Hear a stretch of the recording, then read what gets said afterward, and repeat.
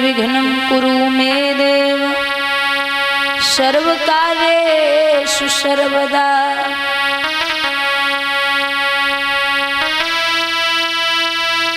जितको मेरे गुरु बसे उतकी चलियो प्यारे। गुरु में लगी मो में लगे कहे जाए भव से पार। गुरु चंदन हमनी मरी गुरु सागर हम कीच। जहाँ गुरुन के चरण हैं झुकी वहीं नवाऊं शीस।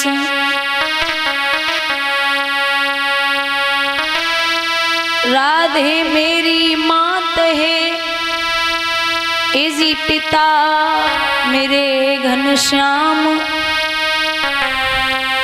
इन दोनों के चरण में मेरो कोटि कोटि प्रणाम।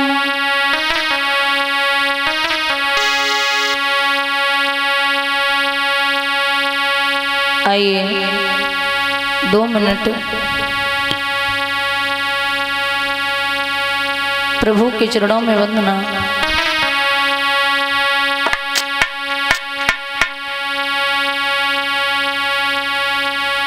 भगवन मेरी और अपनी नजरिया रखियो।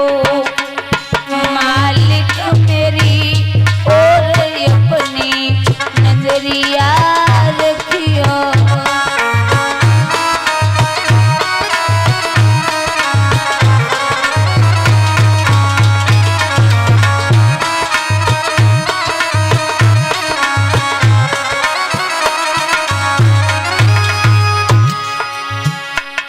अपनी नजरिया रखियो माधव रखियो।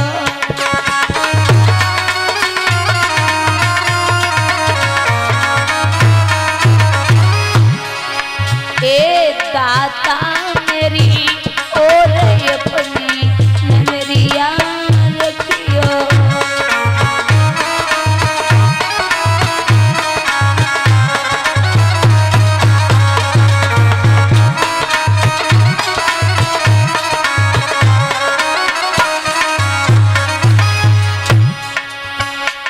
एक दिन हमें नाथ अज्ञानी प्रभु अज्ञानी।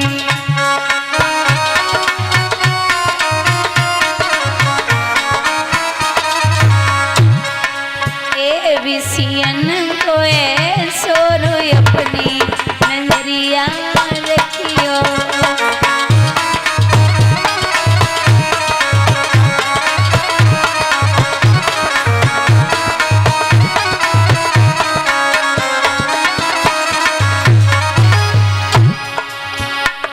जो कृपा गुरु की पाऊं सिंधु तरी जाऊं।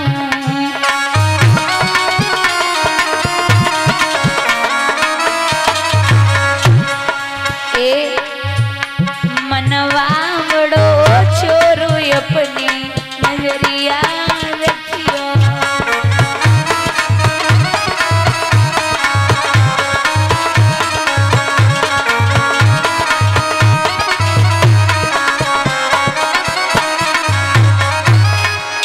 वृंदावन बिहारी लाल की,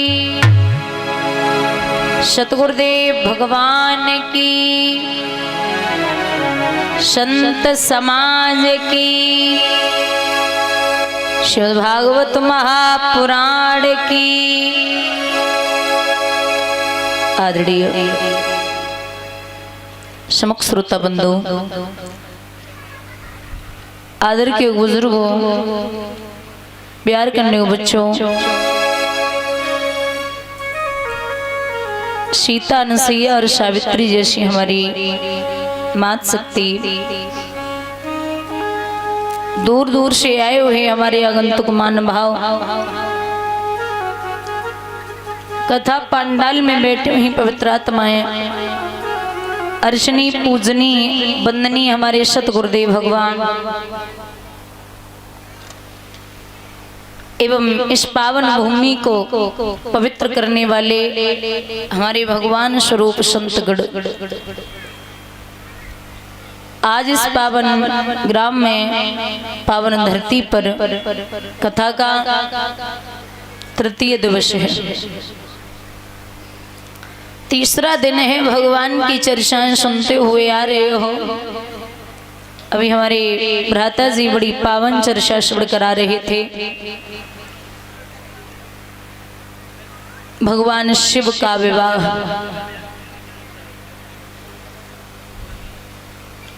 आइए तालियों का साथ देते हुए 2 लाइन का एक भजन बोलते हैं, उसके बाद में आप आगे की कथा श्रवण करेंगे तालियों का सहारा देते हुए।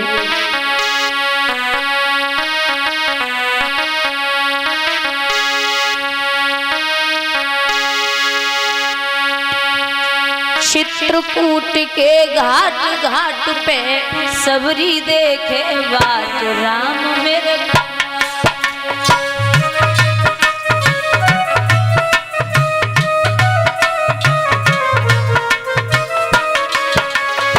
हाँ, ये चित्रकूट के घाट घाट पे सबरी देखे बाट राम मेरे।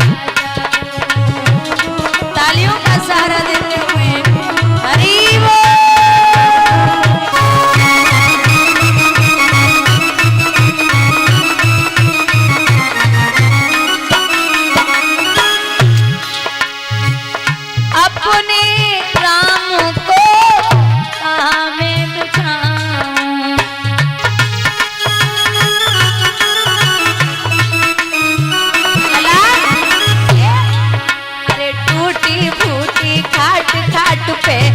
पुरानो ठाट राम मेरे आ जाओ।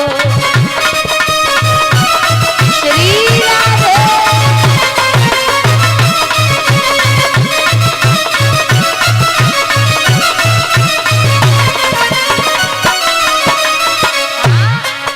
ये चित्रकूट के घाट घाट पे सवरी देखे बाट राम मेरे आ जाओ।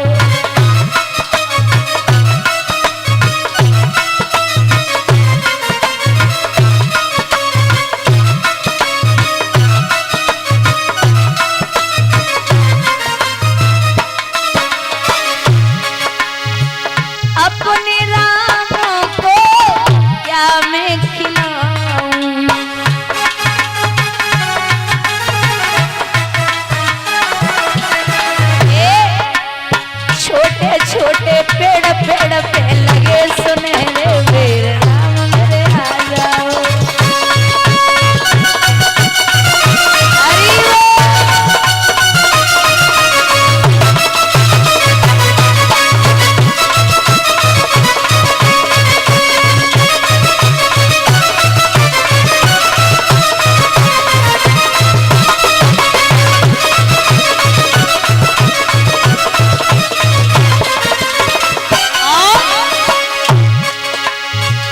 सबरी विचार करती अपने राम को क्या मैं पिलाऊं।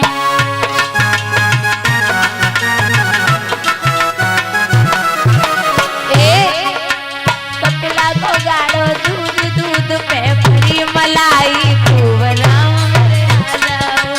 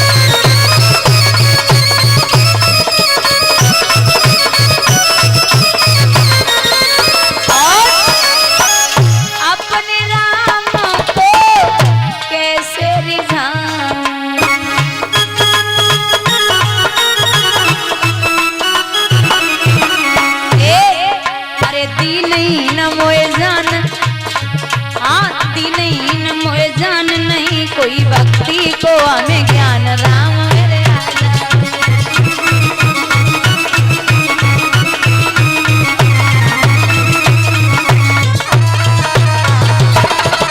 श्री राधे।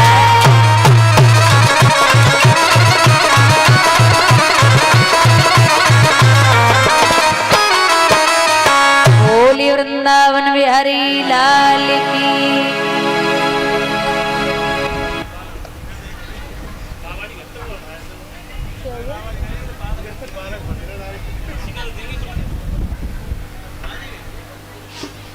महाराज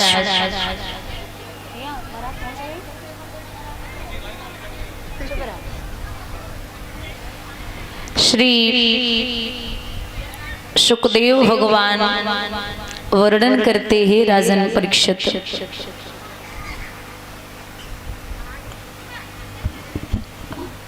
श्री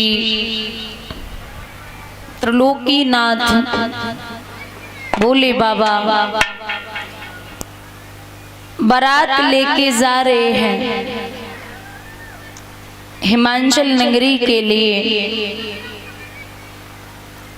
जहाँ स्वयं मैया पार्वती इंतजार कर रही हैं कि हमारे प्रभु आ रहे होंगे। बारात जब पहुंची है तो सब लोगों की निगाह पहुंची है तो बूढ़े से हैं हमारी बिटिया गिरिजा पार्वती, बड़ी अच्छी सी है, ऐसी शादी कैसे हो सकती है। और महाराज एक निवेदन है कि अगर बेटी की शादी करो तो कुछ भी न हो, बस इतना देख लेना कि संस्कार लड़के में है या नहीं है।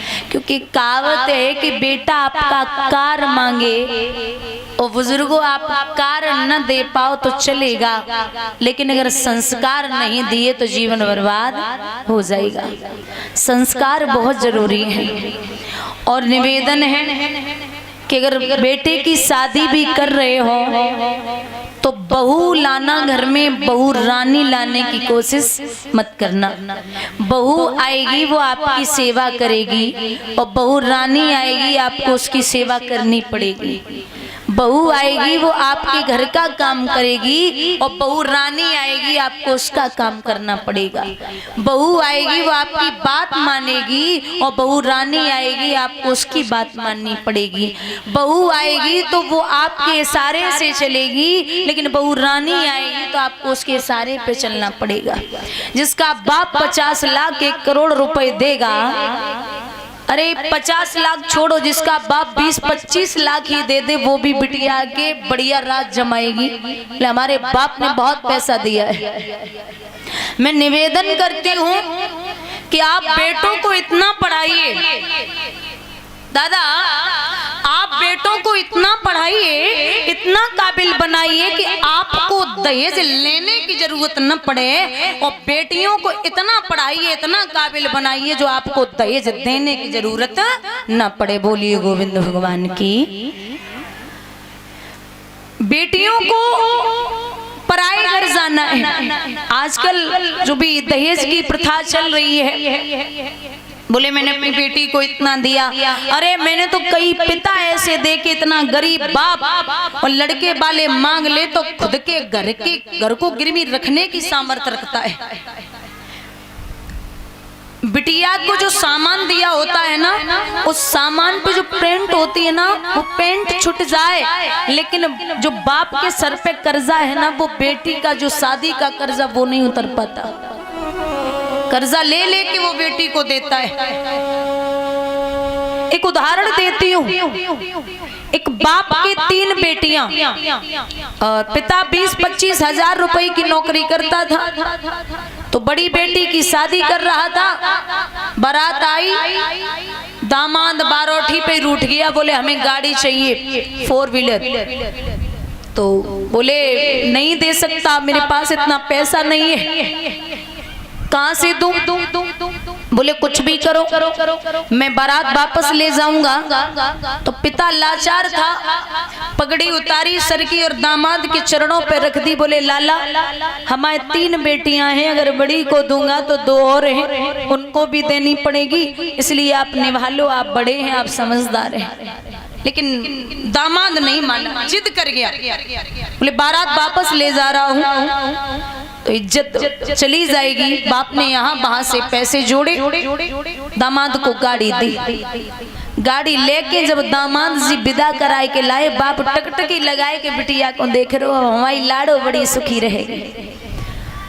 यहाँ और एक गलत बात है, आप जितना दोगे ना दहेज में और लड़के वालों का उतना ही मुंह और खुलेगा। उनकी लिमिट नहीं होती, वो बढ़ते ही जाएंगे, हद होती नहीं उनकी। अब जब विदा करा के लाए तो रात भर तो काट ली बिटिया ने। सुबह हुआ, सुबह उसने अपनी पत्नी को उठाया, लड़के ने उसी बिटिया को बोले चलो मंदिर चलना है। हमारे यहाँ की रस्म है कि जब विदा करा के लाते तो मंदिर ले जाते बहू को। वहीं बगल वाली सीट पे बिठा लिया, गाड़ी स्वयं चला रहे। अब इतनी तेज गाड़ी भगा रहे, बिटिया बार बार रोक रही, महाराज धीरे चलाइए, आपको इतनी चलानी नहीं आती, कल तो गाड़ी मिली है, आज टूट जाएगी फालतू में। अब महाराज भगाए वे तेजी में रहे, अब धीरे कैसे चलाएं? खुद के बाप को तो पैसा लगो ना, खुद के बाप को लगो होवे तब तो वे धीरे चलाएं। मंदिर के नजदीक पहुंचे तो भिखारी, वो विकलांग था तो बैसाखियों का सहारा लेके जा रहा था। तो बेचारा रोड क्रॉस कर रहा था, जब सड़क पार करते हुए देखा तो गाड़ी इतनी स्पीड में थी, जब तक कंट्रोल की तब तक भिखारी के छूने से बची। अब साहब ने अपनी गलती नहीं मानी, खिड़की खोली, झुझलाए के बोले क्यों रे, लंगड़ा तो है, अंधा भी हो चुका, इतनी बड़ी गाड़ी तुझे दिखाई नहीं दी? अरे तू मर जाता तो रोने वाले नहीं थे, अगर ये गाड़ी टूट जाती तो हरजाना कौन तेरा बाप देता?